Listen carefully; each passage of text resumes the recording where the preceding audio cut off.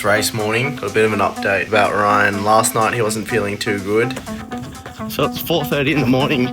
The final quality session before Hyrox Hong Kong with the big dog Ryan. Let's go! Let's go! Boogeyman! Let's go, man! Alright guys, just at Gather Space here in Sydney's CBD. Just a space for coaches to come and work out of, as well as train out of. Very luxurious space. Got all the facilities you need for Hyrox training as well, which is pretty epic. And I've got it all to myself today. It's very good. So I'm going to take you through a strength session. I'm going to be doing some power repeats, squats. We're going to be doing some sled pushes, and yeah, just strength endurance, mainly at the end to work on that quad strength for Hyrox. As we know that's where you get a lot of bang for your buck. So the whole idea with this power repeats, not only to prime the body, but to work the hybrid muscle fibers, type 2A fibers.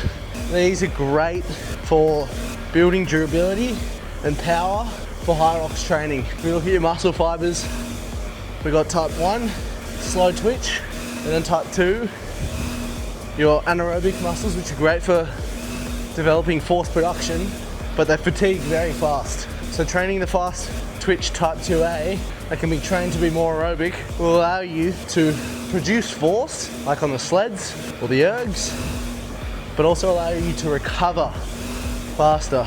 So by doing fast efforts like this and powerful with a bit of active recovery in between will teach me that 6 sled pulls, moderate load but powerful, 10 plyometric push-ups into a 60-second recovery on the ski erg. Right, next up we got 50-meter sled push, 3 rounds, so 150 meters total. 160 kilos is loaded onto the sled. Now pro weight is 200 kilos, but I'm including the sled here, and this turf is bloody brutal. I don't know if it's the sled or the turf, but it moves like a turtle. I've been progressing this one for the last 3 weeks, and I've gotten those pushes down to like 2 minutes 30-ish for each push. So I'm trying to progress it on the final week, but we are close to Hong Kong, so don't want to burn myself out too much. But we're reducing it from 5 rounds to 3 rounds today, so we'll see how we go. So one of these lengths is 10 meters. I've got to do 5 lengths, pace it properly like in a race, but we'll see how we go.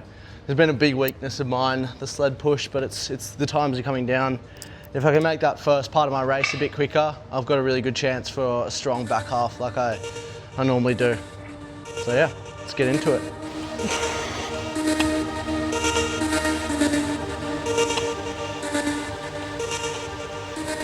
All right, now we're going into squats and box jumps, strength and power training. Keeping the weights a bit lighter today as we've got Hong Kong this weekend. So just pulling it back a little bit. Not to say I can squat very heavy as is, but yeah, I prefer the safety bar squat variation to all the other ones because of my shit mobility. So 3 sets, 8 reps, and then 10 box jumps.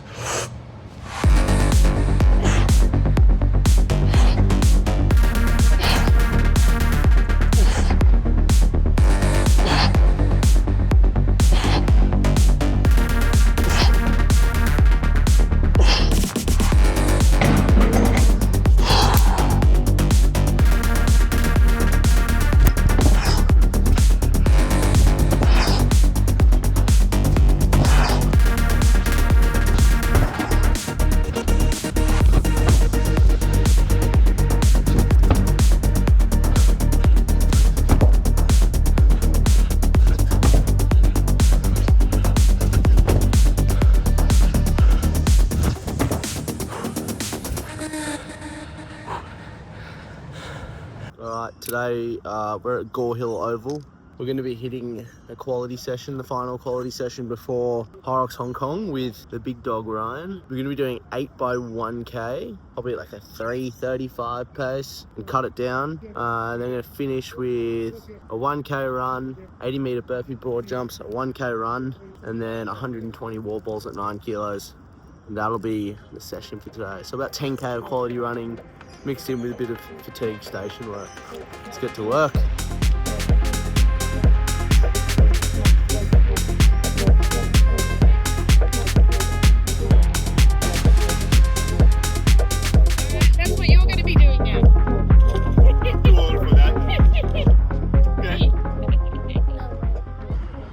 gel up. Good old maple. Had 3 of these today now. Burpees on the concrete, up and back. That's what makes a real man. So it's 4:30 in the morning. Figured I'd squeeze in a little shakeout run before the flight at 10 a.m. So I'll get home in like, what, 5:30. Get my stuff packed and we'll head on to the airport. Bloody keen. So this is my man kibble breakfast I have every morning. We've got 3 eggs, kangaroo mince, sweet potato at the bottom, some kimchi on the sides, covering good carbs, good fats, solid hit of protein first thing in the morning, more carbohydrates and vitamins as well, and orange juice, pure orange juice, some creatine in there too, about 10 grams. Then we've got some electrolytes. I use Dr. Hydrate, love the stuff. Lemon yuzu flavour is banger. Yeah, I'm a pretty big believer in a whole foods diet, just getting all my micronutrients, macronutrients straight from the source. I don't really use that many supplements or any kind of chemically made foods. I'm not like fully rigid on whole food, but yeah, I stick to it as best as I can, especially when traveling. Yeah, here with Ryan, my doubles partner plus HPP athlete, yeah. One of the founding boys. Yeah, really good mate of mine now too as well, so really keen for Hong Kong. How are you feeling, mate? Feeling good. Yeah. Feeling ready to chase this cunt around the track for 50-odd minutes, 55-odd minutes, so. Yeah, 55 minutes, that's the goal. I reckon we can go sub 56 for sure. Yeah, it's gonna be a hell of a ride. What do you reckon strategy-wise? Where do we start pushing? Where are we gonna pull back? I reckon after sled pull we'll really open up. Finish the race really strong. I think lunges will be one of your stronger points. Wall balls will be one of my stronger points. Burpees are your strong ones. So yeah, I think we'll try and come into the second half of the race and see if we can make up ground after the sleds. I think the biggest thing is not to get carried away as well.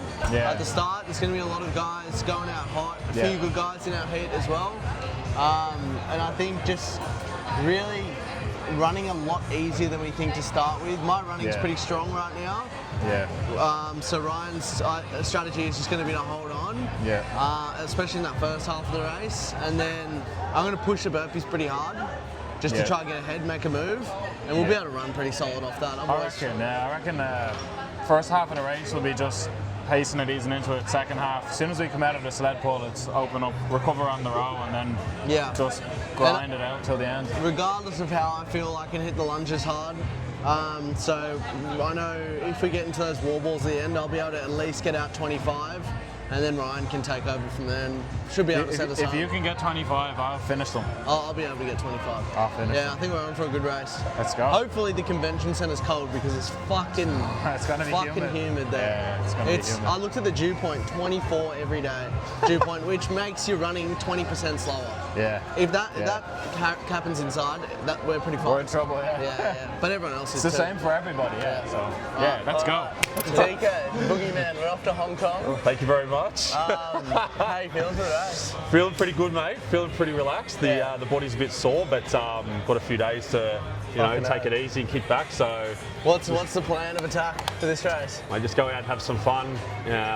Same as always, just be conservative at the start, and then send it on the back half pretty much. So where are you going to make up most of the damage in the race, you reckon?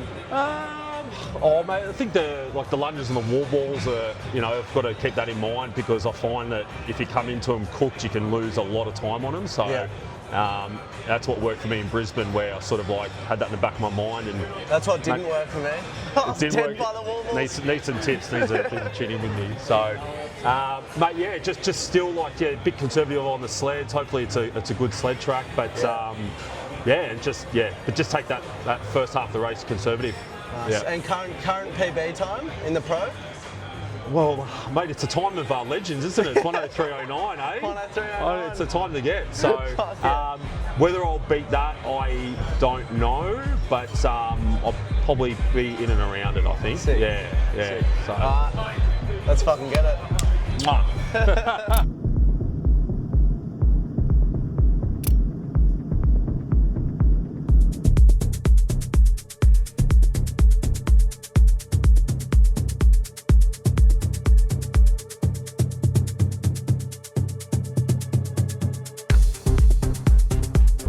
sisters who've arrived. We're in a cab. Honkers. Connor was so good. He booked us a Sprinter van. Alright, they don't mess around in Hong Kong.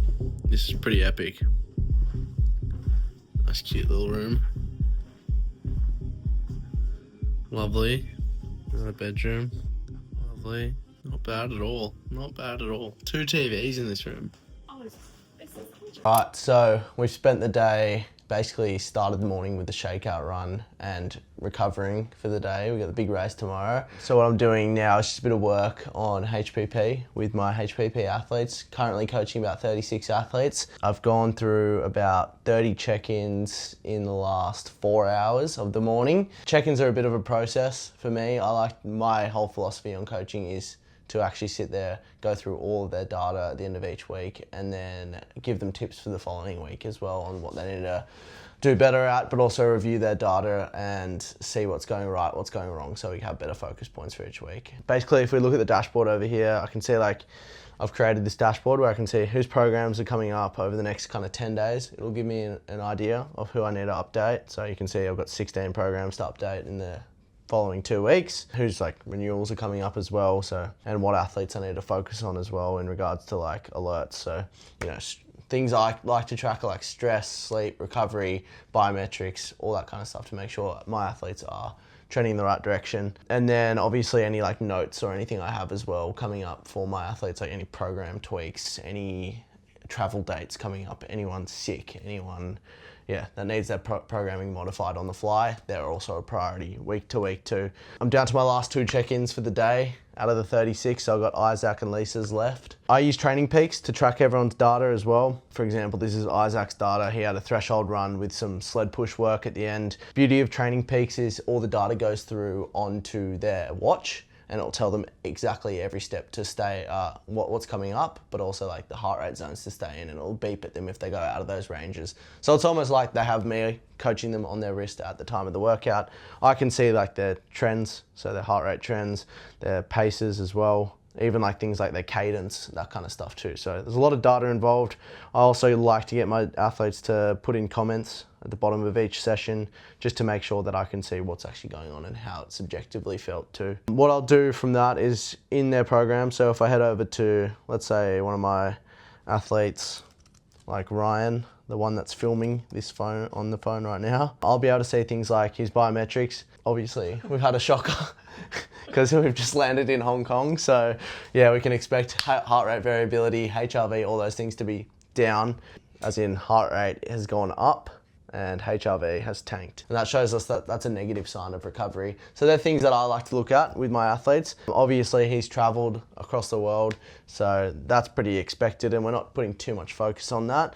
But in a normal training week, if I saw those trends, I'd reach out to them and be like, what's going on? And then I'd look at that program and see maybe they pushed their easy days too hard, or they went way too hard on one of their hard days, and as a result, we're seeing that negative trend. So it's just about that side of the coaching as well is going to be really important for my athletes. And then I'll be able to see week to week what their sleep quality is like, energy levels, stress load, and compare it week to week as well. So they're all things that I like to see the holistic view in coaching, and basically off that data, what I'll do is I'll send them a check-in video basically going through the whole dashboard, how their trends are looking, but also the data from each session as well. And as you can see, there's a little video here with some notes for the following week for Ryan. And that's what I do with every athlete.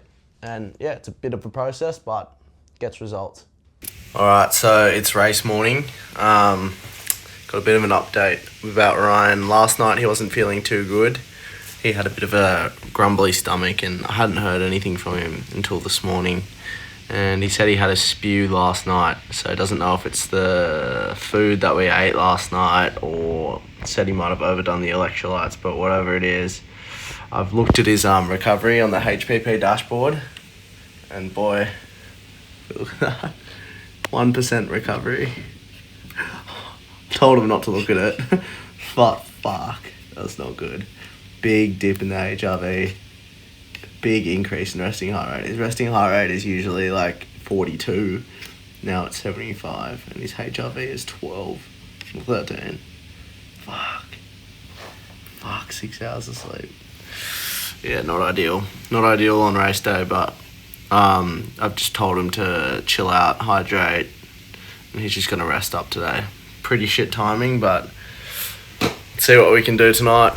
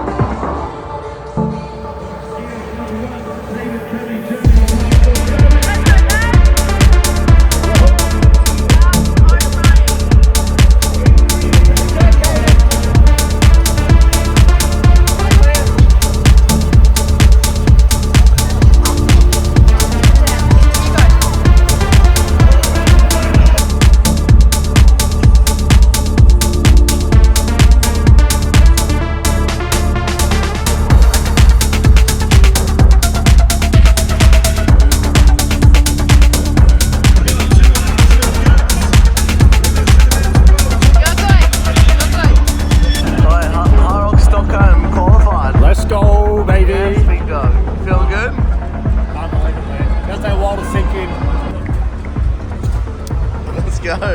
Let's go. The Boogeyman. And in first place, 1 hour, 4 minutes and 36 seconds, Daniel Kamara. The Boogeyman. Well done, Daniel. 1:04.36. And another round of applause for our podium, ladies and gents.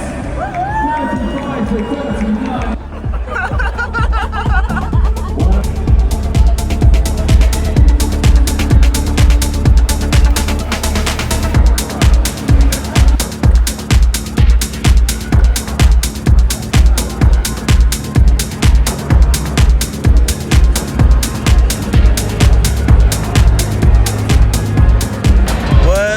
Describe how impressed I am with Ryan tonight. I fucking love that dude. I can't believe it. I can't believe what he's done tonight. I'm fucking so impressed with him.